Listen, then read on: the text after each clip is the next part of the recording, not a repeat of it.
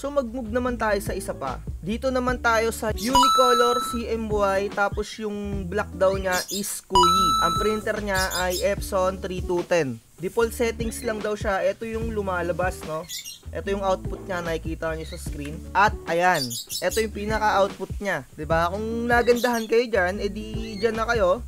At ito pa, meron pang isang sample diyan. Sabi naman dito, share lang daw niya yung printing experience niya with Unicolors na CMY at Kuyi Black. Ito yung mga another combination ng mga kulay-kulay ng mga pigment ink brand. At sinabi niya dito, never daw siyang nag-adjust sa settings ng printer, basta lagi lang daw high yung settings at iTech Matte. Ito no, gamit niya, no. So ito yung output niya, ito yung sa screen. So tignan natin. Kung nagagandahan kayo diyan, goods na rin kayo diyan. Pero para sa akin medyo off sa akin tong Unicolors na to. Hindi ko masyado trip yung ganito eh. Kung maganda sa inyo, edi goods, 'di ba? Etong sa Unicolors na to, para akong nabibitin talaga sa kulay na ito eh, oh. 'Di ba? Yung parang pagka-red niya or kung ano mang kulay yan, talagang parang bitin na bitin pa. 'Di ba? Ito, etong settings na to ay high na yan. Parang nakukulangan ako sa kanya. Parang maaputla ata to.